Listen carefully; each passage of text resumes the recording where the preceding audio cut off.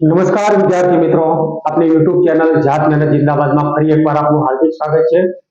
મિત્રો, અગાઉના વિડીયોની અંદર આપણે સમઘન, લંબઘન, નળાકાર, શંકુ, અર્ધગોળો અને ગોળો આના વક્ર સપાટીના પૃષ્ઠફળો, ઘનફળો, કુલ સપાટીના પૃષ્ઠફળો વગેરેના સૂત્રો વિશે વિગતવાર ચર્ચા કરી છે. જે વિડીયો તમને ડિસ્ક્રિપ્શન લિંકની અંદર જોવા મળશે મિત્રો. હવે આપણે એ જ સૂત્રો આધારિત સૂત્રો પ્રમાણે કેટલાક દાખલાઓ છે, એ દાખલાઓની વિગતવાર ચર્ચા કરીશું મિત્રો. સૂત્રમાં કિંમતો કેવી રીતે મૂકવાની છે, કેવી રીતે એનું સરળ રૂપ આપવાનું છે, તો એ આપણે વિડીયોને અંત સુધી જોવાનો છે અને ગમે તો એને લાઈક કરવાનો છે મિત્રો. તો આવો આપણે નળાકાર, લંબઘન, સમઘન, ગોળો અને શંકુના પૃષ્ઠફળોની વિગતવાર ચર્ચા કરીએ.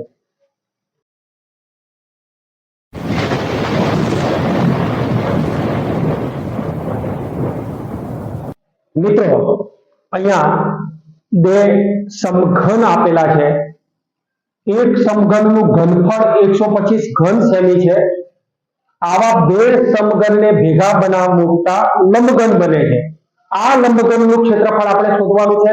તો પહેલા તો સમઘનની જે સપાટી છે એ સપાટીએ ધાર જે છે એની આપણે કિંમત શોધવી છે, બાજુની કિંમત શોધવી છે, જેને આપણે a વડે દર્શાવીએ. તો સમઘનની બધી બાજુ સરખી હોય છે, તો સમઘનનું ઘનફળ બરાબર l ઘન. સમઘનનું ઘનફળ બરાબર l ઘન.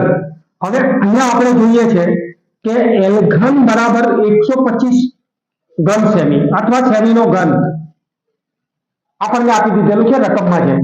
તો l બરાબર 125 નું ઘનમૂળ આપણે મેળવીએ ત્યારે આપણને મળે છે 5 સેમી. તો a બરાબર 5 સેમી છે. આ પણ 5 સેમી, આ પણ 5 સેમી, અહીંયા પણ 5 સેમી. એટલે કે લંબાઈ, પહોળાઈ, ઊંડાઈ, ઊંચાઈ તમામ વસ્તુઓ જે છે, તમામ ધાર એ 5 સેમી આપણને મળે છે. હવે મિત્રો અહીંયા આપણે જોઈએ કે આ 5 અને આ 5 ને ભેગા કરો ત્યારે ટોટલ 10 સેમી મળે. 10 સેમી મળે છે.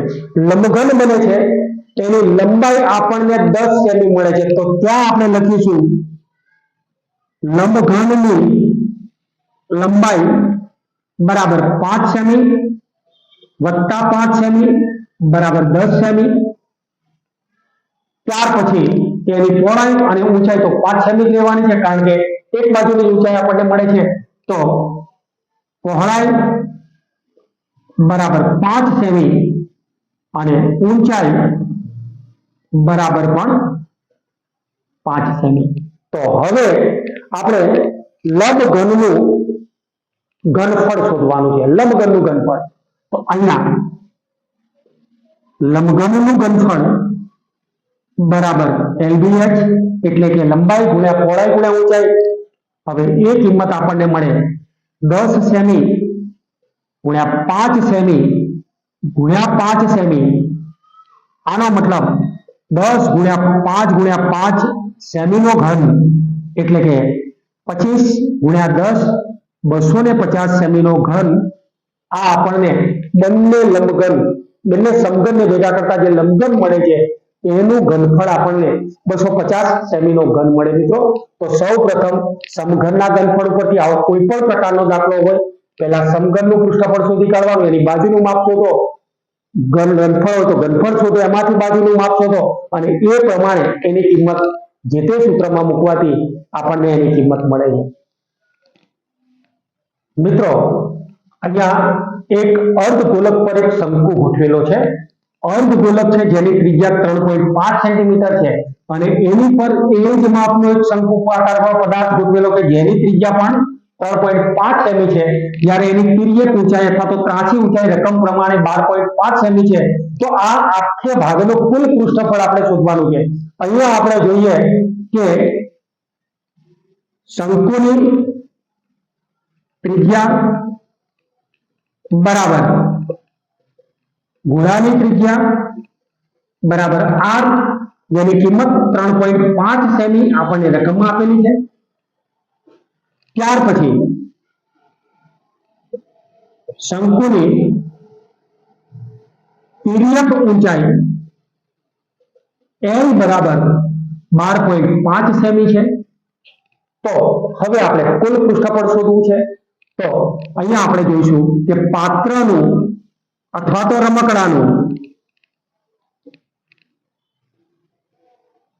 રમકડાનું કુલ પૃષ્ઠફળ બરાબર શંકુનું વક્ર સપાટીનું પૃષ્ઠફળ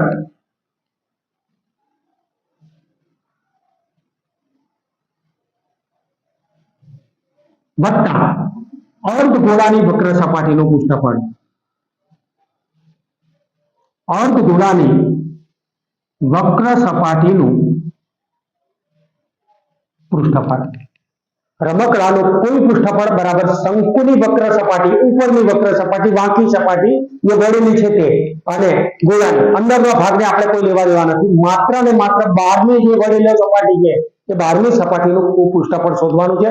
શંકુની વક્ર સપાટીનું પૃષ્ઠફળ બરાબર πr અને અર્ધગોળાની વક્ર સપાટીનું પૃષ્ઠફળ બરાબર 2πr². હવે મિત્રો અહીંયા πr કોમન કાઢીએ ત્યારે L + 2r આપણી પાસે વધશે. પાઈ ની કિંમત 22/7, r ની કિંમત 35 જે છે એ લઈશું.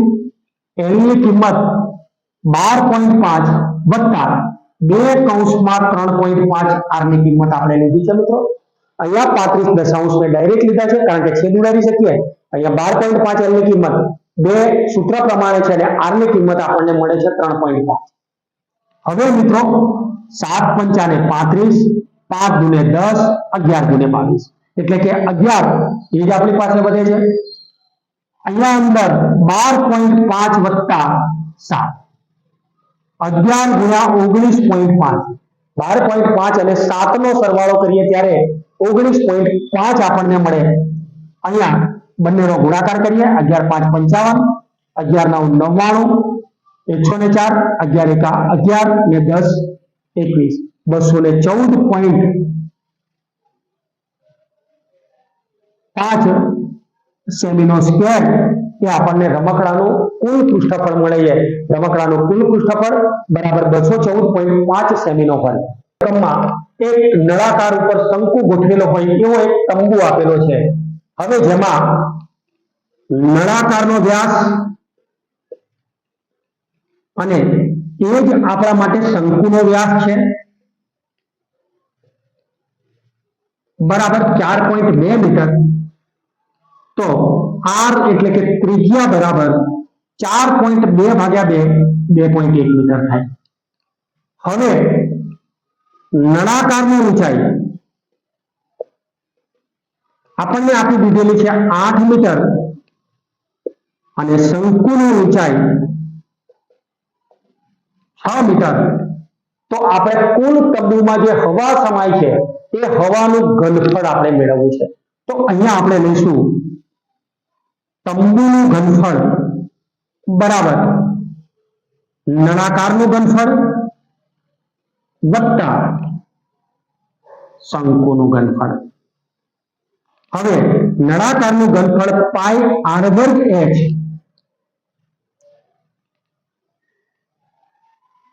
અહીંયા બંને ઊંચાઈ અલગ અલગ છે માટે h1 અને h2 લીધી છે. જો બંને ઊંચાઈ સરખી હોય તો આપણે h લે. તો અહીંયા નળાકારનું ઘનફળ એના માટે આપણે h1 લઈશું અને વત્તા 1/3 πr² અને ત્યાં h2 લઈશું. હવે મિત્રો અહીંયાથી સરખી રકમ જે લાગે છે એને અલગ કરી દો. તો πr² અલગ કરી દીધા, એને કોમન કાઢી લીધા છે આપણે. તો અહીંયા વચ્ચે કૌંસમાં આપણી પાસે h1 + 1/3 h2 જે કિંમત આપણી પાસે પડેલી છે.